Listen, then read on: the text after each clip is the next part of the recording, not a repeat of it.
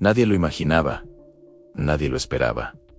Y sin embargo, allí, bajo un océano interminable de árboles y sombras, algo titánico comenzaba a despertar. Un bloque de piedra, tan antiguo como el silencio mismo, tan inmenso que alteró las mediciones geológicas y obligó a los científicos a replantear cada mapa del Parque Nacional del Manu. Un objeto que no debía existir y que sin embargo estaba allí latente, oculto, aguardando. Hoy, el Perú entero contiene la respiración, porque lo que acaba de salir a la luz podría cambiar para siempre la historia de Sudamérica. La historia comienza con un temblor, un pequeño movimiento telúrico registrado en una zona remota del Manu, una región donde la selva es tan densa que la luz solar parece perder su camino. Equipos de monitoreo detectaron una anomalía en un eco resonante bajo el suelo, como si algo masivo hubiese sido desplazado por milímetros. El sonido intrigó a los geofísicos. Las señales no coincidían con la roca habitual de la zona. Era algo más uniforme, más denso y sorprendentemente geométrico. Días después, una expedición conjunta entre arqueólogos, geólogos y especialistas en escaneo subterráneo fue autorizada.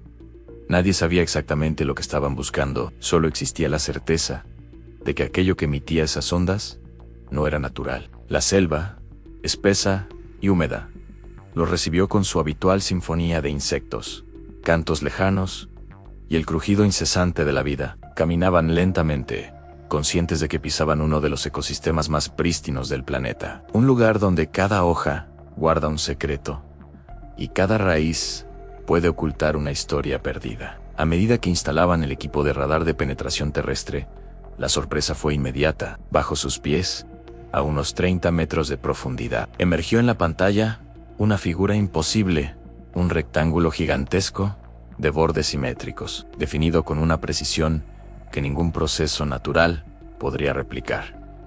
300 metros de largo, 120 de ancho, 8 metros de espesor estimado. Un monolito. Una estructura ciclópea oculta bajo miles de años de selva indomable. Los científicos se miraron en silencio. Nadie pronunció palabra, porque lo que veían no encajaba con ninguna cultura conocida de la Amazonía. Ninguna civilización documentada había movido, tallado o enterrado un bloque de esas dimensiones. Algo o alguien había colocado ese coloso allí mucho antes de que el primer registro histórico peruano fuese escrito. La noticia viajó veloz. El gobierno declaró zona de investigación restringida y mientras helicópteros sobrevolaban la región, el equipo principal inició la perforación manual de un pozo estrecho para obtener una muestra del material. No fue fácil. La selva parecía defender su secreto ante tormentas repentinas, ramas que caían sin explicación aparente, fallas en los instrumentos eléctricos. Todo parecía indicar que estaban entrando en un territorio donde el tiempo tenía sus propias reglas. Cuando finalmente alcanzaron la superficie del monolito, el corazón colectivo de la expedición se detuvo. Lo que emergió del fango no era simple roca, era una piedra negra, pulida con perfección, casi matemática. Una superficie lisa sin fracturas, sin erosión, sin la huella del tiempo. Parecía haber sido creada ayer, aunque su entierro indicaba miles de años. Pero lo más desconcertante no fue su textura, sino los símbolos que la cubrían en líneas que giraban en espiral. Triángulos entrelazados, figuras que evocaban constelaciones antiguas, una escritura desconocida que no coincidía con ningún sistema registrado en la región andina, amazónica o mesoamericana. El silencio se apoderó de la selva. Hasta los animales parecieron detenerse. Con extremo cuidado, limpiaron un área de 1 metro cuadrado. Y entonces lo vieron, una figura tallada que no debería estar allí. Un ser antropomorfo, con ojos almendrados y un tocado en forma de disco, sosteniendo lo que parecía un mapa estelar. A su alrededor, 12 puntos conectados por líneas se distribuían como si representaran un ciclo, una rotación, un calendario celeste perdido. Fue la arqueóloga principal, la doctora Isabela Calderón, quien murmuró las palabras que todos temían pronunciar. Esto no es obra de ninguna cultura conocida, ni por técnica, ni por fecha estimada, ni por simbología. Estamos Frenchy. Algo completamente distinto. Los días siguientes se convirtieron en un torbellino de hipótesis. Algunos sugirieron que podía tratarse de un templo horizontal, una especie de plataforma ritual, enterrada por cataclismos pasados. Otros afirmaron que podría ser la base de una estructura mayor, quizá parte de una ciudad perdida, aún no descubierta. Hubo quienes, al observar la magnitud del bloque, concluyeron que era imposible que humanos, sin maquinaria moderna, lo hubiesen movido. Y unos pocos, en voz baja, insinuaron que podría pertenecer a una cultura anterior a todas las civilizaciones conocidas. Un pueblo desaparecido, sin dejar rastro, salvo por este gigante dormido en la oscuridad del Manu. Pero a medida que más se analizaba, más imposible se volvía la explicación. El monolito parecía estar compuesto por un tipo de roca ígnea, que no existía de forma natural en la región amazónica. Las muestras indicaban un proceso de fusión y enfriamiento controlado, como si hubiese sido moldeado artificialmente a temperaturas que ninguna cultura preindustrial podía alcanzar. Además, la orientación del monolito coincidía perfectamente con eventos astronómicos del solsticio de junio. ¿Cómo era posible que un objeto tan enorme hubiese sido colocado con precisión milimétrica en medio de la selva? La expedición continuó excavando. Con cada metro descendido, la expectación crecía. Y entonces ocurrió algo que cambió por completo la perspectiva de los investigadores. Bajo la primera capa de símbolos, mediante ultrasonido, detectaron un patrón interno. Cámaras, túneles, pasadizos. El monolito no era sólido, era hueco. Era una estructura, y era solo la entrada. La tensión aumentó. ¿Debían abrirlo? ¿Y si aquello era un sepulcro? ¿Un depósito ritual? ¿Una cápsula del tiempo? ¿O algo que las culturas antiguas consideraban demasiado peligroso para ser expuesto? Mientras el equipo debatía, un nuevo detalle estremeció a todos. En una de las cámaras internas emitía un sonido bajo, casi imperceptible. No era ruido mecánico, era una vibración rítmica, constante, como un pulso. Algunos lo compararon con el latido de un corazón, otros con una frecuencia energética desconocida. Sea lo que fuese, nadie había escuchado algo así en un artefacto arqueológico. Las noches se tornaron inquietas. Los investigadores dormían en carpas a la sombra de árboles gigantescos que parecían observarlos. En ocasiones, escuchaban crujidos que no podían atribuir a animales. A veces, una bruma espesa cubría el campamento, aún sin humedad suficiente para explicarlo. Algo en la selva parecía estar reaccionando a la excavación, como si el bosque mismo recordara lo que allí yacía enterrado. La doctora Calderón, incapaz de esperar más, tomó la decisión. Abrirían una pequeña sección lateral del monolito para ingresar en la cámara principal. Los trabajos comenzaron con delicadeza, utilizando herramientas de corte industrial, pero cuando la primera placa se desprendió,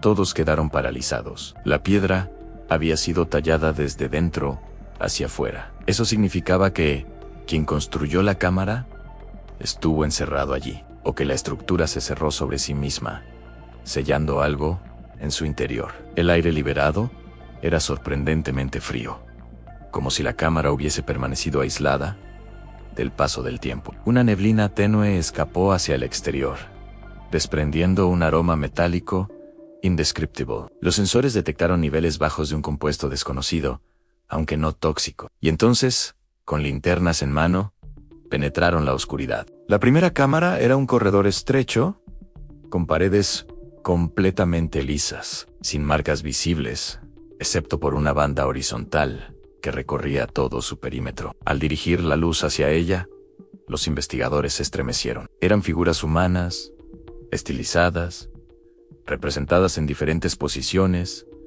Algunas contemplaban el cielo, otras parecían huir, otras simplemente desaparecer en líneas verticales que se perdían en la nada. Parecía un relato visual, pero uno que nadie sabía interpretar. A Ney.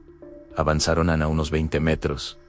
El corredor desembocó en una sala circular, y allí, en el centro, encontraron aquello que sellaría el significado del descubrimiento. Un pedestal de roca negra, sostenido por 3 columnas triangulares, y sobre él, un objeto semiesférico, como un disco dividido en capas. Tenía el tamaño de un corazón humano, y sin embargo pesaba muchísimo más de lo que la física normal permitiría. Cuando lo tocaron, el disco emitió un leve brillo azul, apenas perceptible, y una vibración suave recorrió la sala. El equipo retrocedió instintivamente. No había mecanismos, ni baterías, ni corriente eléctrica. Nada que explicara su reacción. ¿Qué era ese objeto? ¿Por qué estaba en el corazón del monolito? ¿Y por qué parecía haberse activado al contacto humano después de milenios de silencio? Mientras analizaban el artefacto, algo más ocurrió. Los sensores externos captaron un incremento súbito de actividad electromagnética alrededor del monolito. Las brújulas se desorientaron.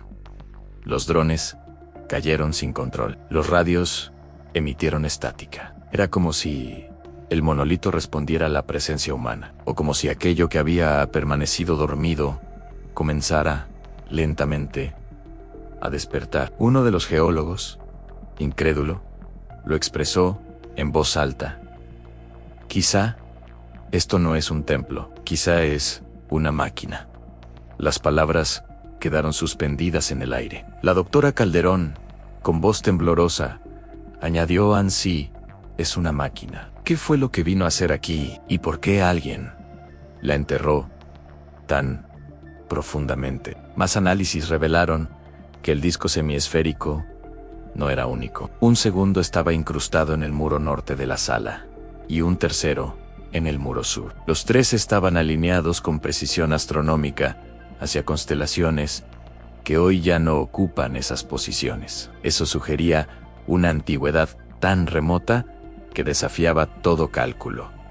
¿Quiénes fueron los constructores? ¿Cómo lograron tal conocimiento del cielo? ¿Y por qué ocultaron algo de semejante tamaño y complejidad? Pero mayor misterio ainda estaba por vir. Al salir de la cámara, la expedición se encontró con un grupo de guardaparques locales que traían consigo un anciano Matseyenka, respetado como sabio en su comunidad. Había escuchado los rumores sobre el descubrimiento y pidió ver el monolito. Cuando lo llevaron frente a la estructura, su reacción dejó a todos en silencio. El anciano cayó de rodillas, tocó la piedra negra y susurró en su lengua en esto: no debe despertarse. Nadie comprendió al principio. Entonces, con calma, explicó la leyenda más antigua que su pueblo conservaba, transmitida de generación en generación. Una historia que hablaba de un corazón oscuro, enterrado por los hijos del primer amanecer, seres que llegaron antes de la humanidad. Un corazón que,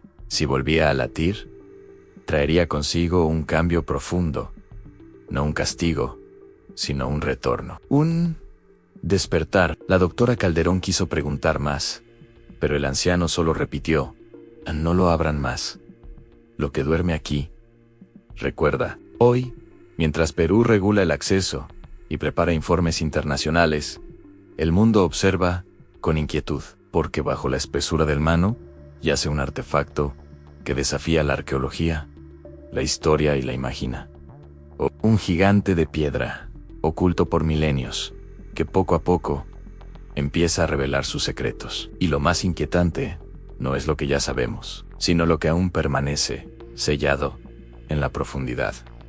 Un monolito imposible, una máquina ancestral, un recordatorio silencioso de que no estamos solos en nuestra propia historia. Y mientras la noche cae sobre la selva, nadie puede evitar preguntarse: ¿qué despertará cuando la última cámara sea abierta?